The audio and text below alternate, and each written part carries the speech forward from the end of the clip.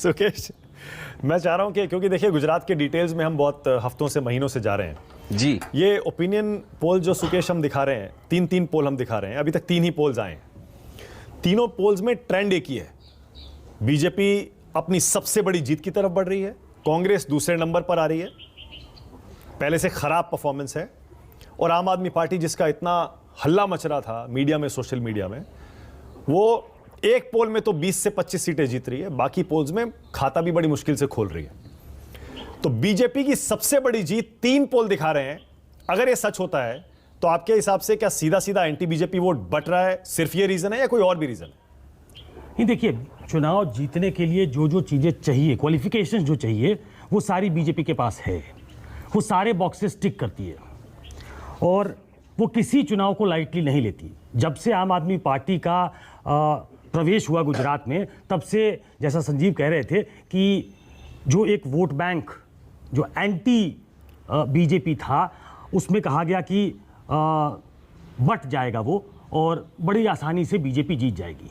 लेकिन हाल में आप प्रधानमंत्री की मूवमेंट देख लें, अमित शाह की मूवमेंट देख लें, वहाँ के जो बीजेपी के अध्यक्ष हैं उनकी कार्य करने की प्रणाली देख लें, तो आपको लगेगा कि वो कोई चांस लेना नहीं चाहते। देखिए, हम लोग यहाँ बैठ के दरअसल बहुत सिंप्लीफाई कर देते हैं गुजरात को, कि गुजरात तो बिल्कुल देखिए बड़ा स्ट्रॉन्ग काडर है और हिंदुत्व की ज़मीन है और बीजेपी की लेबोरेटरी रही है। वो इतना ही नहीं है, अब बीजेपी के पास वहाँ नरेंद्र मोदी हैं, 8 साल से नहीं है लेकिन आते वहाँ से ही हैं वो।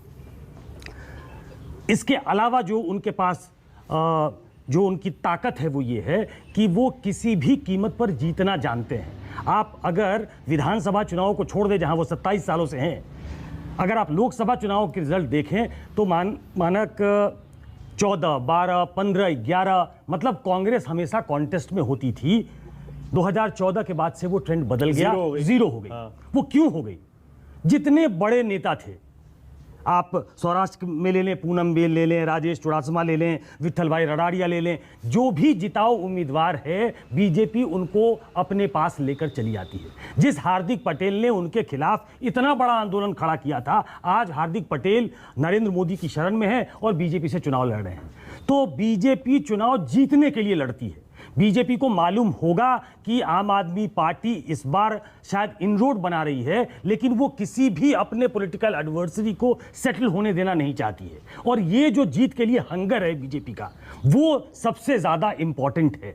एक सबसे इम्पॉर्टेंट बात, और तस्दीक करेंगे जो भार्गव परीख हैं और बाकी लोग हैं, कि मैं कल भी कह रहा था अपने डिबेट में, और भार्गव भाई थे उसमें उस वक्त भी, 7 जिले ऐसे हैं जहां पिछली बार 0 थी बीजेपी।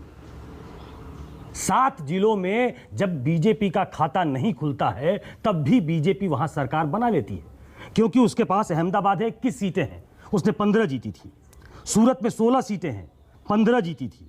वडोदरा में 10 सीटें हैं, 8 जीती थी। तो जो अर्बन पॉकेट है उसमें इतना स्ट्रांग होल्ड है बीजेपी का कि वो 30-35 के आसपास से शुरू करते हैं, उन्हें पहुंचना होता है 92। ठीक है। तो बीजेपी जानती है कि आज की तारीख में जो उसका वीक पॉइंट है, अगर वहां उसको स्ट्रेंथ देना है, फ्रेश ब्लड इन्फ्यूज करना है, तो एन केन प्रकार, चाहे वो कांग्रेस के नेताओं को तोड़ना पड़े, किसी को अपने पास मिलाना पड़े, वो सब कुछ करती है। इसीलिए बीजेपी वहां जीती। लेकिन सुकेश, अब देखिए पिछले चुनाव का नतीजा, ऊपर भी मैं कहूंगा पीसीआर से कि पिछले चुनाव के नतीजे जरा चलाएं। पिछले चुनाव में बीजेपी के पसीने छूट गए थे जब राहुल गांधी वहां मैदान में उतरे, मंदिर गए और जबरदस्त चुनाव उन्होंने लड़ा। 99 पर बीजेपी आ गई थी, 77 कांग्रेस ने जीत ली थी। 10 सीटें इधर उधर हो जाती तो नतीजा कुछ और ही होता। 99 जब से नरेंद्र मोदी दिल्ली आए हैं तब से हर कोई यह सोचता था मोदी दिल्ली आ गए तो गुजरात का क्या होगा। लोकसभा चुनाव समझ में आता है कि लोग वहां से अपने उम्मीदवार को प्रधानमंत्री के तौर पर देखते हैं और बनाए रखना चाहते हैं, 26 की 26 दे देते हैं। लेकिन 2017 और 2022 में यह फर्क क्यों आ रहा है? 17 में 99 पे आ गए और 22 में अपनी सबसे बड़ी जीत की तरफ बढ़ रहे हैं।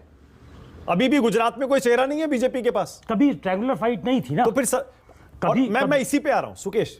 अगर ये सर्वेज गलत हो जाते हैं और हमें यह पता चलता है कि आम आदमी पार्टी वहां पर कोई बड़ा इनरोड नहीं बना पा रही, कांग्रेस का कोई वोट नहीं काट रही, तब हम अपने सिर खुजाएंगे और सोचेंगे कि ये क्या हुआ और क्यों हुआ।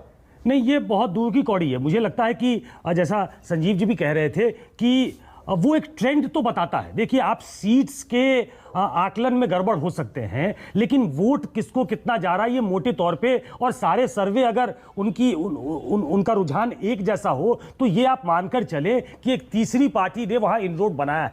ऐसी कई पार्टियां हुई थी। देखिए, 2007 का चुनाव बहुत इंपॉर्टेंट चुनाव था, और अगेन भार्गव भाई मुझे ठीक करेंगे, 2007 में केशु भाई पटेल अलग हो गए थे। वो एक बड़े पटेल नेता थे, उन्होंने अलग से चुनाव लड़ा और सब जगह अपने कैंडिडेट खड़े किए। पटेल उनसे भाजपा से नाराज बताए जाते थे। 48 सीटें काटनी पड़ी सिटिंग विधायकों की, बीजेपी की। बीजेपी तब भी वहां जीती, तब भी ट्रायंगुलर फाइट नहीं हो पाया। लेकिन इस दफा वो आम आदमी पार्टी के जाने से ऐसा हो रहा है कि वो सीट्स कितनी लेगी मालूम नहीं, लेकिन वो एक इनरोड बनाने में कामयाब हो रही है, जो अभी तक कोई तीसरा दल बहुत कॉन्सिडरेबल तरीके से पैन गुजरात में नहीं बना पाया था। और अगर ये जीत की तरफ इस तरीके से बीजेपी बढ़ती है कि वो देखिए 170 मेरे ख्याल से 117 सीटें जीती थी 2007 में, 2002 में 126 से 127 सीटें थी। वो 149 के आंकड़े को नहीं छू पाए थे जो माधव सिंह सोलंकी ने एक जमाने में किया था, वो खाम बना के, लेकिन बड़े कंफर्टेबली वो जीतते थे। आज अगर बीजेपी इस तरीके से जीतती है, 27 साल के शासन के बाद जीतती है, तब आप सीधा मानकर चलें कि जो एक एंटी मोदी वोट, एक एंटी बीजेपी वोट है, वो बट रहा है। नहीं तो इतनी स्ट्रांग बीजेपी आज की तारीख में नहीं है। दरअसल गुजरात देखिए, जैसे हम भारत और इंडिया की बात करते हैं ना, गुजरात आप अहमदाबाद जाएं, गांधीनगर जाएं, बड़ौदा जाएं, सूरत जाएं, वो दूसरा गुजरात है। आप ग्रामीण इलाकों में जाएं तो वो दूसरा गुजरात पाएंगे, जहां दिक्कतें हैं, जहां नाराजगी है। लेकिन क्या वो ट्रांसलेट हो रहा है एंटी बीजेपी वोट में? ये बड़ा सवाल है। ओके।